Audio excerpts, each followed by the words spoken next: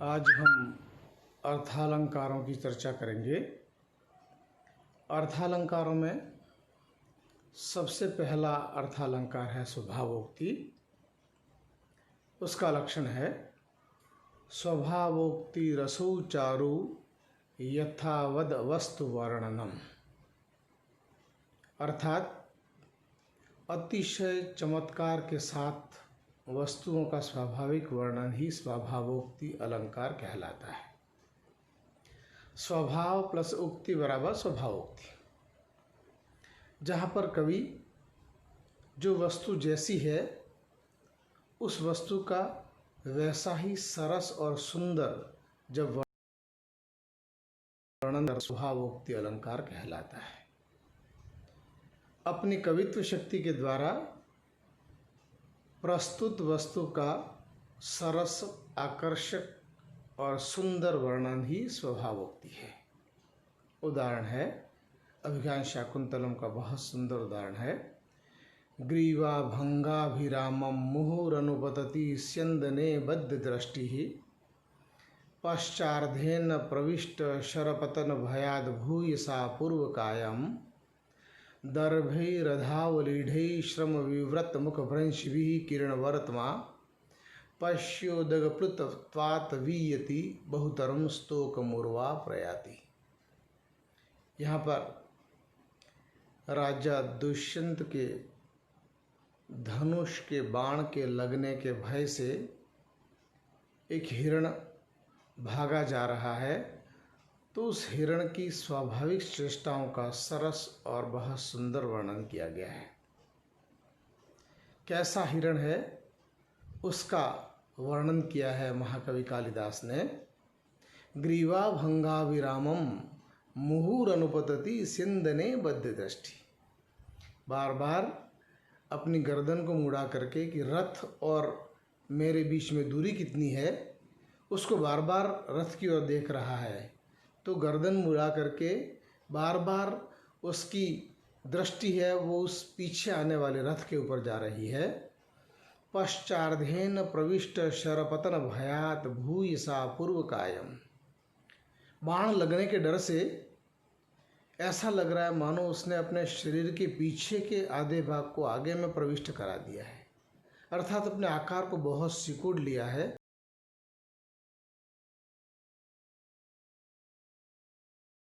बाण है वो कम दूरी को पार कर पाएगा, इसलिए अपने आप को रोकने के लिए उसने ऐसी स्थिति कर रखी है। रधावलीढै श्रम विव्रत मुख भ्रंशिभिः किरणवर्त्मा। दौड़ने के कारण, हांफने के कारण मुंह खुला हुआ है। जो हिरण बैठ करके आराम से जुगाली कर रहा था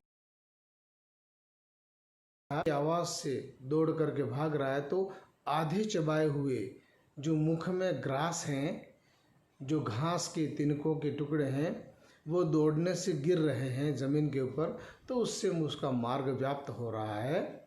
पश्योदगप्लुत्वात् वीयति बहुतरम स्तोकमुर्वाति प्रयाति। देखो देखो वो हिरण इतना तेज गति से भाग रहा है,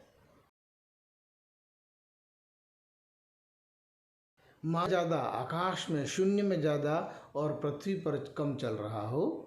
लंबी लंबी छलांगे भरने के कारण मानो कुछ क्षणों के लिए पैर खाली ज़मीन के ऊपर छू रहे हों और फिर तेज गति से भाग रहा हो।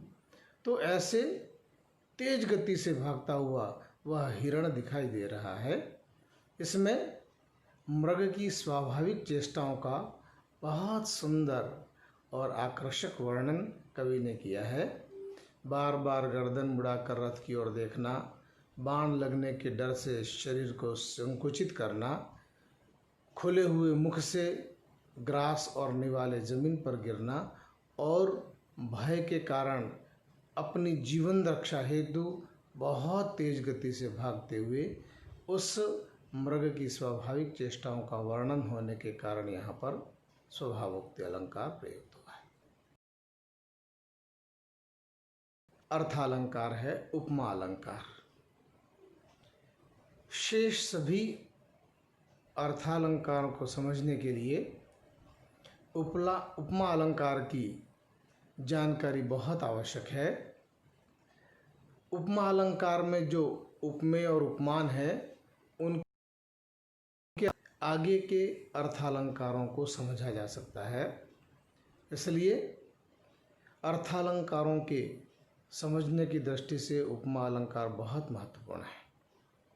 इसका लक्षण है प्रस्फुटम सुंदरम साम्यम उपमेत्य विधीयते,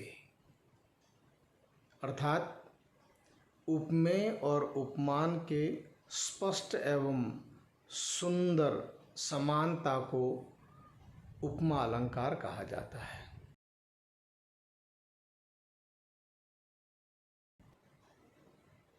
दो प्रमुख तत्व बताए गए हैं, एक उपमेय और दूसरा उपमान, और उन दोनों में समानता होनी चाहिए, उन दोनों में साम्य होना चाहिए, और साम्य को प्रदर्शित करने वाला एक साधारण धर्म है जो दोनों में पाया जाता है। इसलिए उपमा अलंकार में मुख्य रूप से 4 वस्तुएं होती हैं: उपमेय, उपमान, उपमावाचक शब्द और साधारण धर्म, जो उपमेय और उपमान दोनों में होता है। ये चारों जहाँ पर पाए जाते हैं उसको पूर्णोपमा, और जहाँ पर किसी एक तत्व का या 2 तत्व का लोप होता है उसे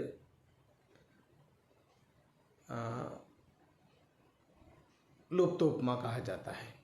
तो ये उपमा के दो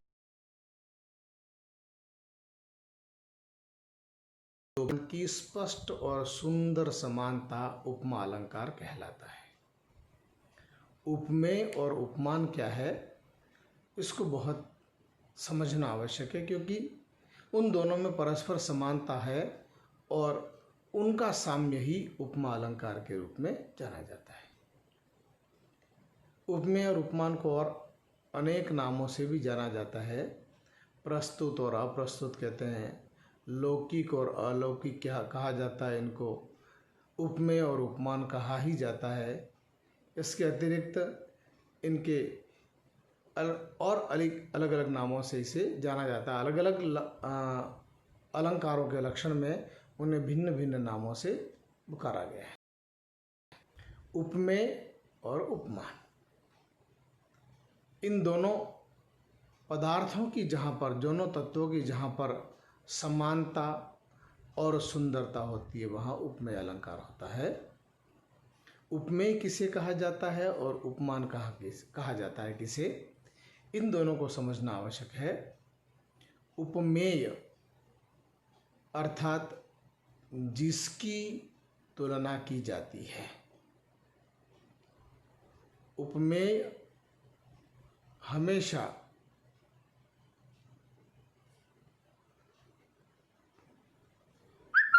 उपमेय सदैव न्यून गुण वाला होता है और वह लौकिक कहा जाता है।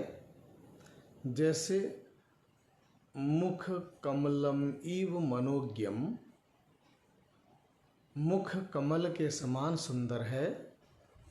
यहाँ पर मुख की तुलना की जा रही है, वह प्रस्तुत है, लौकिक है, इसलिए उसे उपमेय कहा गया है।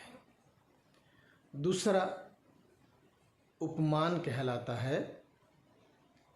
उपमान अर्थात जिससे तुलना की जाती है।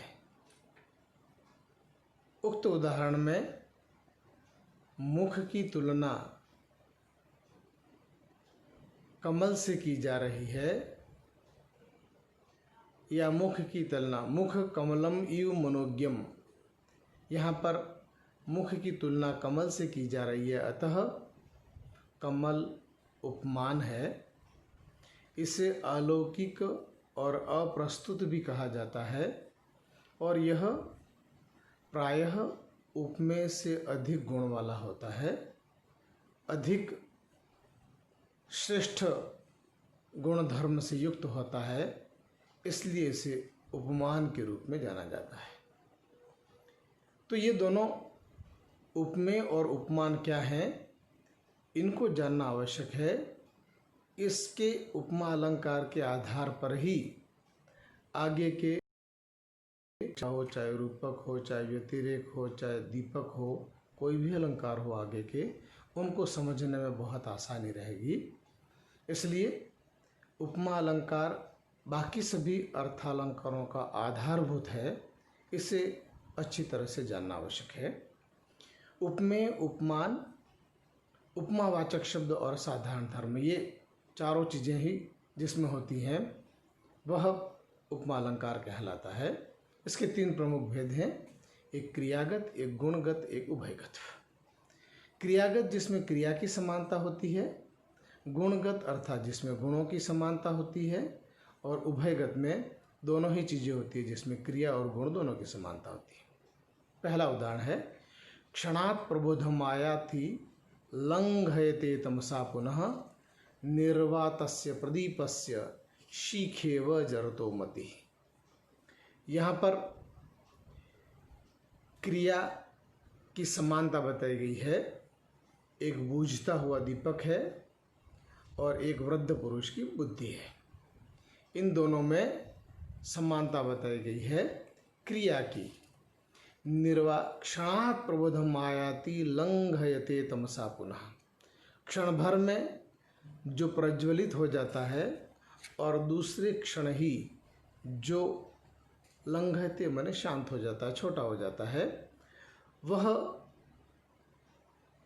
वृद्ध पुरुष की बुद्धि में भी गुण पाया जाता है और वही बूझते हुए दीपक की गुण में भी पाया जाता है। तो इसलिए यहाँ पर वृद्ध पुरुष की बुद्धि उपमेय और बूझते हुए दीपक की लो उपमान है, और दोनों में भड़कना और शांत होना, ये दोनों गुण साधारण रूप से पाए जाते हैं। तो ये भड़कना और शांत होना, ये दोनों में पाए जाने वाले समान गुणधर्म है, और ईव शब्द के द्वारा यहाँ पर दोनों के मध्य में उपमा दी गई है, तुलना की गई है, सुंदरता वर्णित की गई है, इसलिए यहाँ पर क्रियागत है।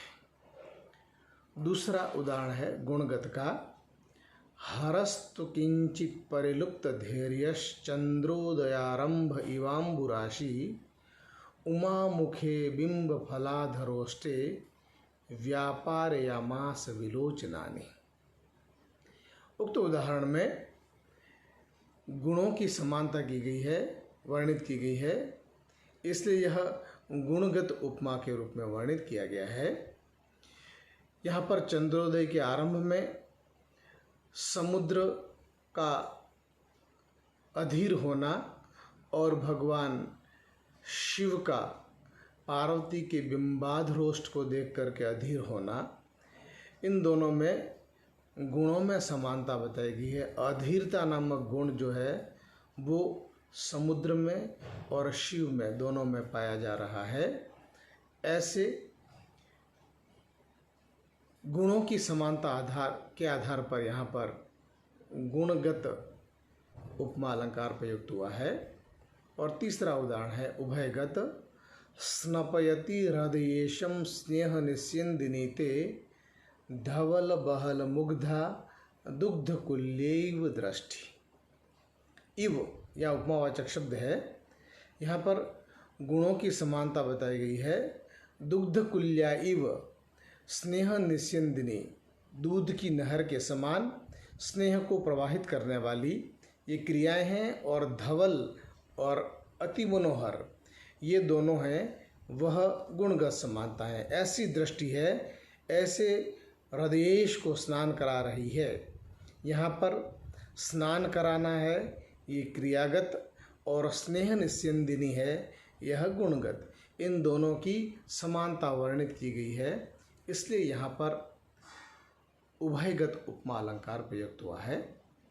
जहाँ चारों ही पदार्थ उपमेय, उपमान, साधारण, धर्म और उपमावाचक शब्द चारों होते हैं, वह पूर्णोपमा है। और जहाँ पर एक या दो तत्वों का लोप होता है उसे लुप्तोपमा अलंकार